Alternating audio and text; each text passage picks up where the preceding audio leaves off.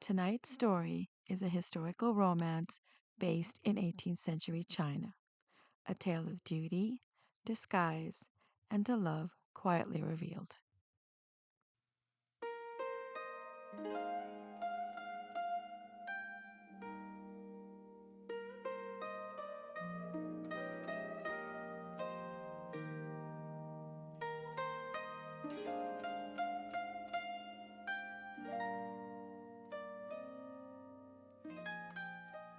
Wang glanced at Chen, who stood poised at the head of the guard with the calm steadiness of someone long accustomed to duty.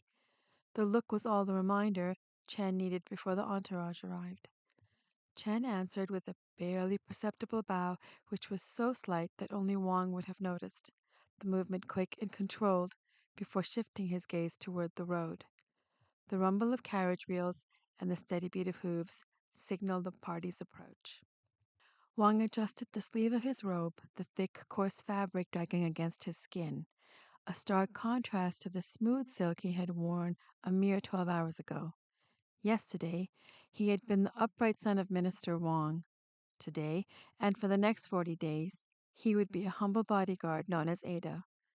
Maintaining this guise will demand care, and every step from here must be measured, he thought. His mother's tears flashed in his mind, her voice pleading with him to be safe. Be careful, Willian, she had said softly. Any wrong move could expose you to harm. His mission was simple yet delicate: to travel incognito as the intended bride's protector and quietly judge whether Qiao Wen, the salt merchant's daughter, was worthy of joining the Wang family. But beneath duty lay something more tender, an awareness that this journey would decide not only a match, but also the gentle happiness his mother and father wished for him. Wang almost laughed when his father first proposed the charade. It had sounded absurd, dishonest, even cruel, not the way he had imagined beginning his married life. It isn't fair to her father, he had said. It is fair, Willian, his father had replied, his tone gentle but unyielding. When your brother chose his wife, he would not listen. We told him the Emperor's niece would not be happy in a government official's home, but he insisted. This isn't just about your brother. They're both unhappy. His father paused, then a look of worry clouded his face.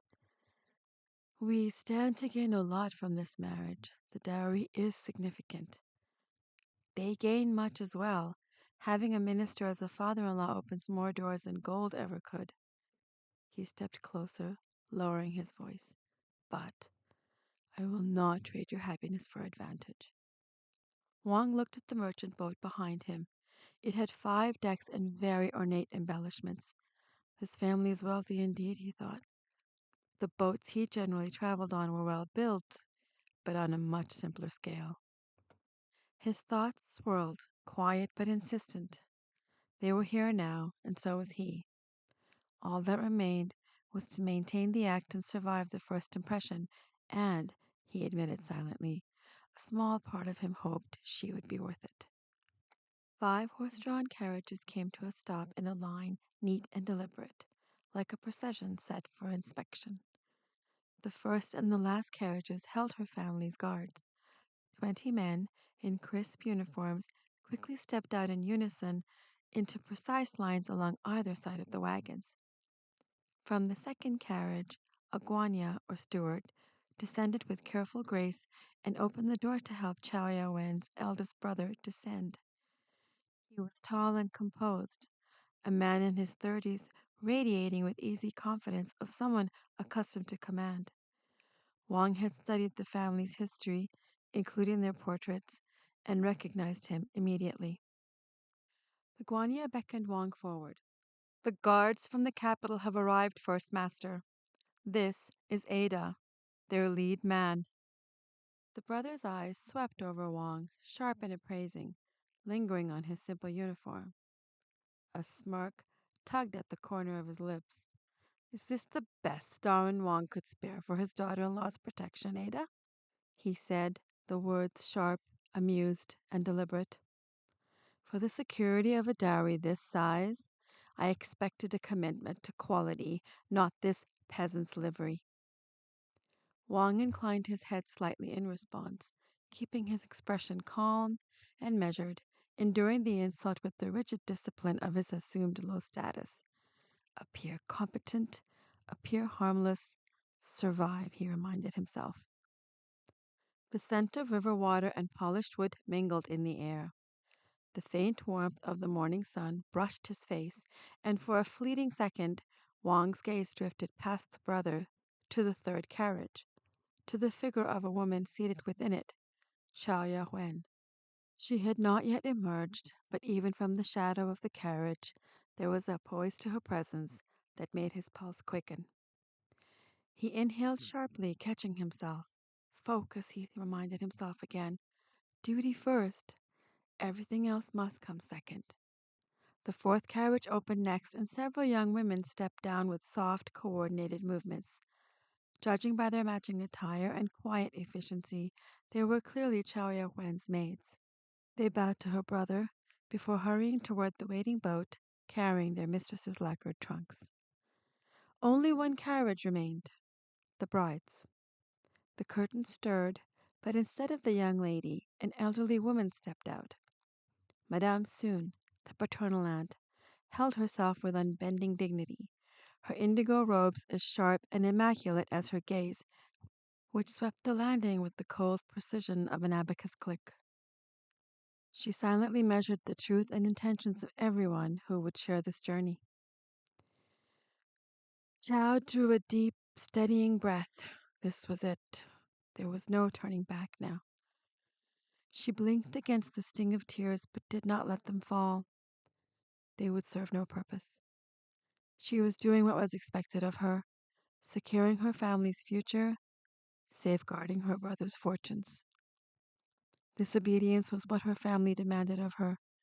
Nothing was ever spoken of what she wanted, or of the dreams she carried quietly within herself. Guided by her paternal aunt, Qiao stepped lightly from the carriage onto the slick dock, her gaze locked on the narrow, swaying gangplank that led to the merchant boat. She was not a bride being celebrated. She was precious cargo, carrying her unseen dowry across a silent, weeks-long cage of water, each step echoing the weight of duty and the faint tremor of fear beneath it. The wind stirred softly, lifting the bridal veil just enough for the world to glimpse what it concealed. The faint glow of her fair skin, the quiet curve of her jaw, the gentle line of her neck, and the lips flushed like sealed secrets. Chow's hand darted up in a startled flutter, drawing the silk back into place as her aunt guided her forward. Through the gauze of her veil the world was blurred, shapes softened and the light diffused, yet one figure still cut through the haze. She looked at the man standing next to her brother, upright and composed like a tall pillar set against the restless river wind. The Guanya performed the introductions, presenting Ada first to the aunt, then to the bride. Wang clasped his hands and bowed from the waist with a precision that spoke of discipline rather than habit. My respects to the Lao Tai Tai, he said, the honorific carrying a practiced gravity. The vessel is prepared for your inspection.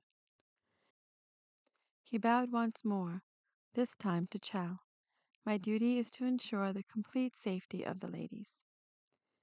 Even from behind the veil's muted gaze, Chow could sense the refinement in his manner. He was rigid through his training, that much was evident, but there was also something softer beneath it. The moment was broken, however, as her brother stepped forward. Turning his back pointedly on Wang, he addressed only his sister. Yawen, remember your duty to the Chow name. Be diligent, be quiet, and do not trouble your aunt.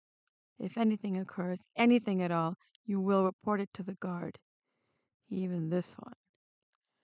Her aunt's gaze slid from her nephew to Ada with the cool precision of a blade. She did not return his salute.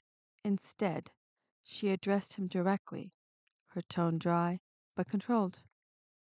You have heard my nephew, guard.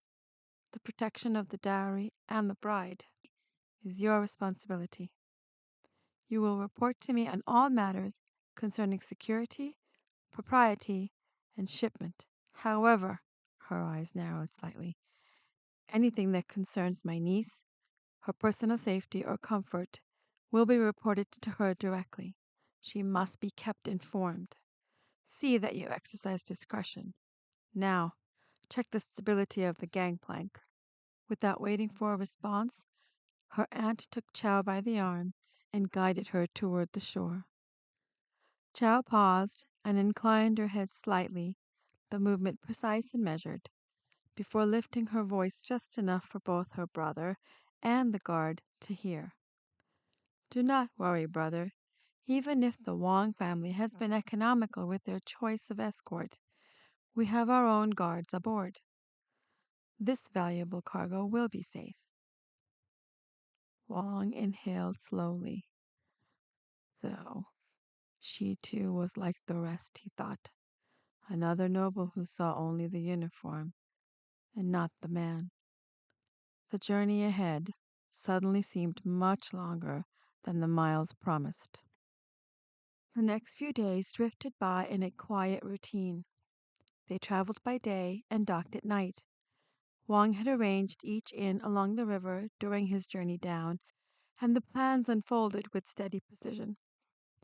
He reported their progress to the Lao Tai Tai and spoke to Qiao about the precautions taken for her personal safety. Their exchanges were brief. He asked if she was comfortable or if she needed anything, and she only answered with a small shake of her head or a gentle nod. Since that first day, he had not heard her voice. Wang wondered whether this arrangement could ever succeed. If she held herself so far above a mere guard that she could not bring herself to speak to him, how were they meant to understand one another at all? The only thing he knew about her was that she was strikingly beautiful. Her pale skin contrasted with her dark hair and eyes, a vision both delicate and distant. Yet, beauty was only a surface. He wanted to know the truth that lay beneath it. On the sixth day, everything shifted. Wang had completed his evening report and was gathering firewood for his cold room. The air had turned sharp with the coming frost, and while the ladies had warm stoves, he had none. As he walked back, he saw Qiao standing alone in the moonlit garden, her face lifted toward the sky. He dropped the logs and hurried to her side. "What are you doing here? This is not safe. Please allow me to escort you inside." His gaze swept the courtyard. "Where is the Lao Tai Tai? Why is she not with you?" "Please do not worry, Ada," Qiao replied in a soft voice he had almost forgotten. "My aunt was unwell and went to sleep. The maids are finished for the night, and my personal servant is over there." She pointed to a woman standing with hands clasped and head bowed. "She watches over me when I manage to slip away. She is trained in wushu and knows the long fist style. She is not here as a maid alone." A small smile touched Chow's lips. "So you see, I am safe even without you." "No, young mistress," Wang said quietly. "This courtyard is not as secure as it seems. Walls can be climbed by skilled bandits. Please come inside." "Ada, let me stay here a few minutes longer. I rarely have a moment to myself." "You may stay with me if it eases your concern." She faced him as she spoke. Against his better judgment, he agreed, though his gaze never stopped searching the shadows.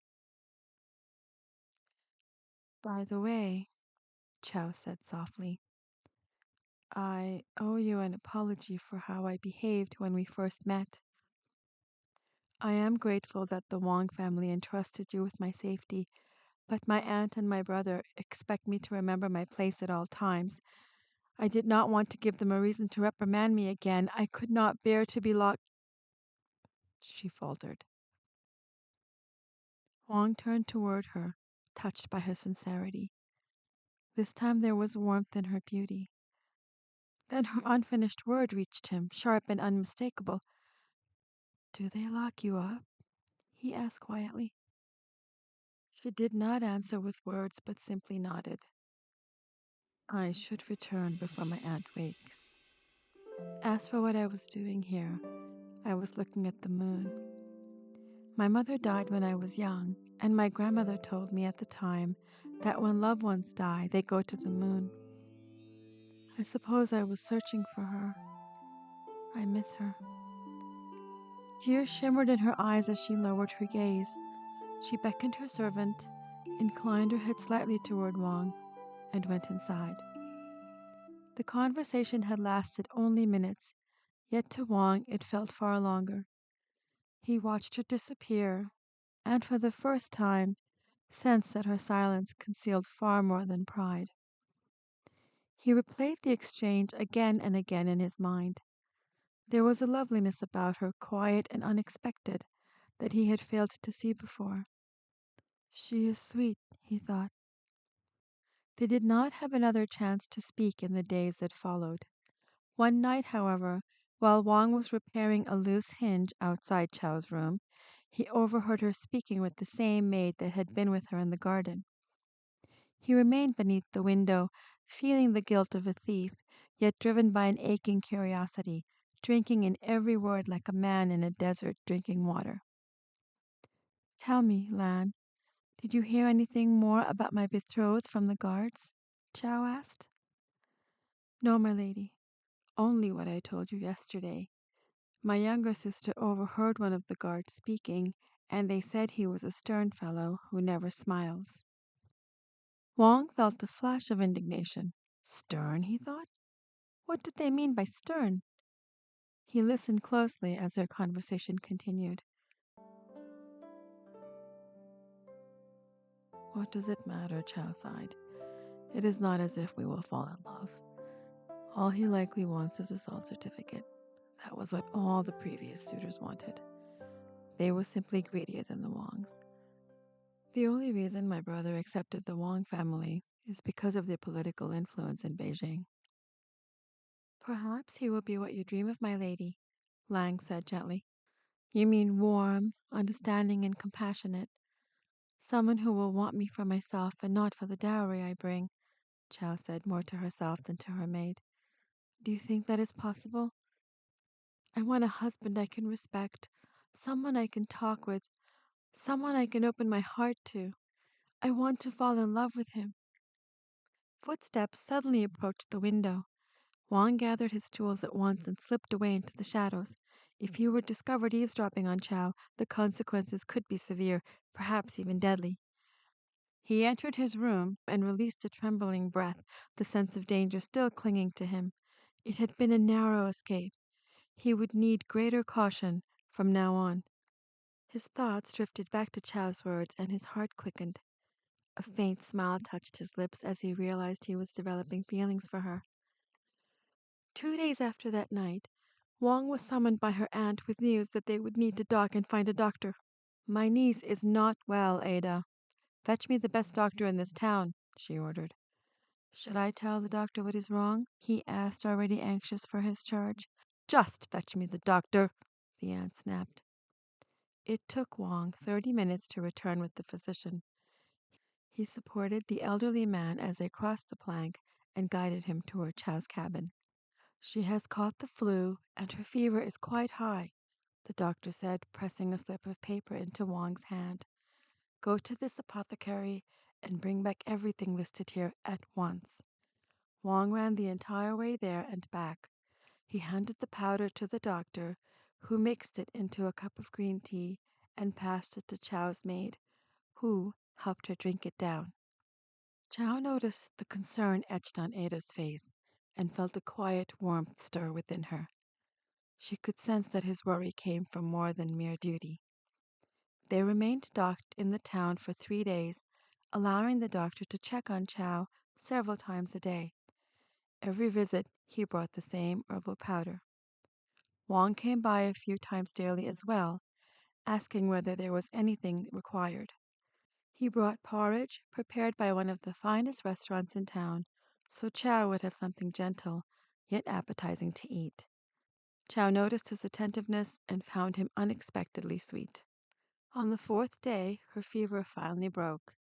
Feeling stronger, she asked to walk outside before they resumed their journey. She, her aunt, and Wang took a slow stroll through the marketplace before boarding the boat once more. 3 weeks into the journey, they reached the Shandong region, home to the impressive engineering feat of the Grand Canal locks. Wang rapped on Qiao's door, firm enough to reach her, yet gentle enough to show respect. Young mistress, forgive this intrusion, but we are approaching the great stone locks of Jinying. The passage is rough and loud, and the walls rise higher than the vessel. Please watch from your window. It may ease your concern, and you must confirm the vessel's stability before and after the transition. Qiao came to the window. Wang stood outside and inclined his head slightly. I will remain here in case you have any questions, he said. He knew she did not truly need to watch the locks, but the moment offered a rare opportunity for them to speak without drawing her aunt's attention. They spoke quietly about her health and the remarkable workings of the lock system. The conversation was simple, yet somehow intimate. After a moment, Wang reached into his pocket and drew out a silk scarf. I noticed you were admiring this when we passed through the market the other day, he said, holding it carefully in his cupped hands. Qiao quietly took the scarf and traced the pattern of the red maple leaves with her fingertips. She did not know why, but she felt a sudden sting behind her eyes. His attentiveness had moved her. There was something endearing in the way he had noticed her admiration for the scarf when even her aunt had remained oblivious.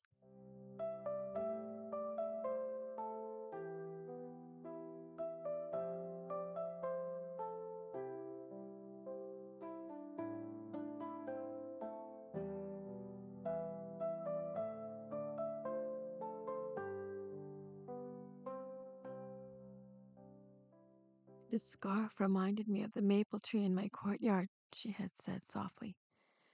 It was planted for my mother because she loved the color.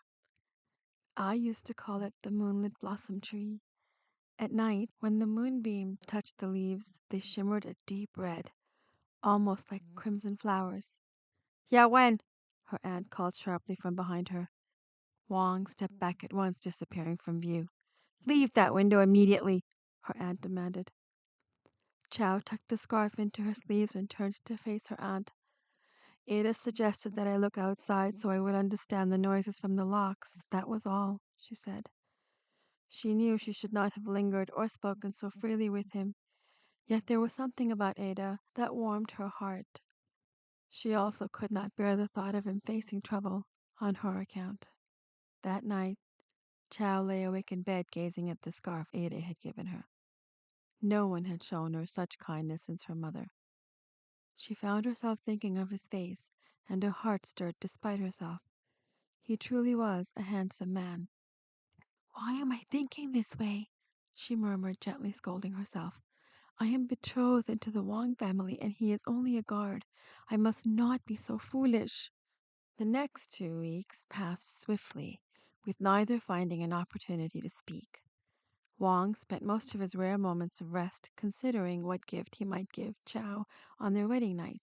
Though their encounters had been brief, he had started to admire her, finding her a sweet and lovely soul whom he believed would fit well within the family. Qiao felt a growing sadness as they grew closer to Beijing. She had begun to care for Ada, though she knew better and understood that once his duty to her ended, she would never see him again. On the day they arrived at the harbor, her heart ached. She would not even be given the chance to say goodbye in private. She and her aunt were escorted by Ada to the waiting carriage that would take them to the Wang family estate.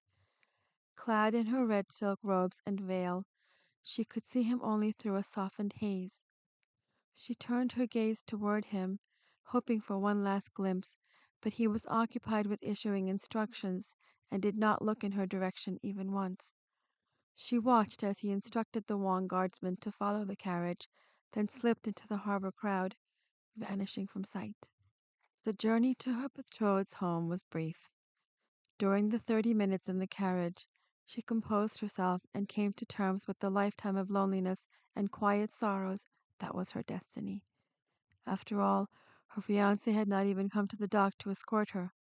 What arrogance, she thought. Yet as the carriage rolled onward, another thought surfaced unbidden. She remembered the guard who had watched shadows so carefully, who had noticed small things, who had spoken to her with quiet concern. Then she thought of the man she was about to meet, powerful enough not to come to the harbor at all. The difference settled heavily in her chest, and with it came a clear understanding of the life that awaited her. By the time the carriage passed through the gate of the Wang estate, her expression had smoothed into calm. Whatever hopes she had carried with her along the river were set aside. She would be dutiful. She drew in a steady breath before stepping from the carriage onto the Wang family courtyard. As the gates closed behind her, the sound rang through her ears, a signal of doom. Her future mother-in-law and father-in-law were the first to greet her and her aunt. Once inside, they were seated, and her aunt lifted her veil. Qiao kept her gaze lowered and spoke only when she was addressed. Then came the moment of truth. After a brief exchange of polite words, the groom's father nodded to a gentleman standing just behind them. A formal voice rang out, clear and ceremonial. Presenting the groom, the young Master Wang Welian. Qiao sensed a presence enter the room and raised her eyes slowly. The moment she saw him, her breath left her body. Standing before her, dressed in the rich robes of a nobleman, was Ada. How could this be? Was she imagining it? Perhaps she was mistaken, she thought. After all, it had been a long journey. Qiao looked again, and this time certainty settled fully within her. The groom and Ada were the same man. There was no confusion, no room for doubt. He had never been merely a guard. The realization struck her with brutal clarity. He had watched her, spoken to her, protected her, all while concealing who he truly was. Shock flared, followed by something far hotter. Fury. She turned her gaze toward her aunt, but there was no reaction. That was no surprise. Her aunt rarely looked closely at anyone she considered beneath her notice. Wang met her eyes and saw the shift at once, confusion hardening into anger. He faltered inwardly. He had anticipated relief, perhaps even joy, but not this. Now what was he to do? He endured a month of careful deception along the canal, only to find himself undone the moment the disguise fell away. The day had been long for Qiao, and she was weary now. She asked to be excused while the engagement celebration continued. Her aunt escorted her to her chamber and was offering instructions on how she should conduct herself at the wedding when a knock sounded at the door. I would like to speak with my betrothed alone, Wang said. It was not an order, but her aunt knew better than to object. Yes, of course, she replied, but not here. If you wait in the garden, I will send Yao Wen out to meet you. Wang inclined his head and made his way toward the garden. A few moments later, Qiao stepped outside. For the first time since they had met, her hair was loose, gathered at the back with a ribbon. You look lovely, Yao Wen. Qiao was taken aback that he broke convention again by using her given name. What do you want, Ada? Or should I say, young master, she said coolly. How dare you deceive me? You knew all along that I was your betrothed, yet you said nothing of who you truly were. Why? To make a fool of me? To remind me of my place? What? No! No, no, no! Wang stepped closer and gently reached for her hand. If you will allow me to speak, I can explain, he said earnestly. I offer you my deepest apology. The disguise was my father's request, but I never intended to hurt you. Please believe me. I like you. A lot. He bent his head and bowed. Can you forgive me? Qiao said nothing. Wang reached into his sleeve and withdrew a small box. This is for you, he said quietly. Please accept it as a token of my feelings. Qiao took the box slowly and opened it. Nestled in black velvet lay a pair of garnet and pearl earrings. I commissioned them especially this afternoon. That is why I ran away so quickly after you sat in the carriage, Wang explained. The garnets are meant to be your moonlit blossoms, and the pearls, moonlight itself. I wanted your mother to be with you at the wedding. Qiao's eyes stung as she brushed her cheek with the back of her hands. She looked at the small cluster of deep garnets set close together, their color rich and warm, each stone catching the light and holding it like a quiet amber. Beneath them hung a single pearl, round and softly luminous, its surface glowing with a calm inward light. It was the balance that stilled her. The contrast felt deliberate, as though each element had been chosen with care rather than display. For a moment she could not speak. Her fingers hovered above the velvet, then brushed the edge of the box, lingering as if she were afraid to disturb something fragile. "They are beautiful," she whispered. Wang lowered himself to both knees. Please, please forgive me and allow me the honor of becoming your husband." Qiao stood still for a moment, studying him. Wang held his breath, searching her expression. Then she smiled. "Yes," she said softly. "Yes, I will marry you." Wang remained kneeling for a heartbeat longer, as if afraid the moment might vanish if he moved too quickly. When he finally rose, Qiao was still holding the earrings in her hand. Beyond the garden walls, the night was quiet, the moon climbing slowly above them, pale and watchful, bearing witness to what had finally been spoken. The story ends here. I hope you enjoyed it. This is Ria Gupta. You're welcome to stay and enjoy the relaxing music that follows.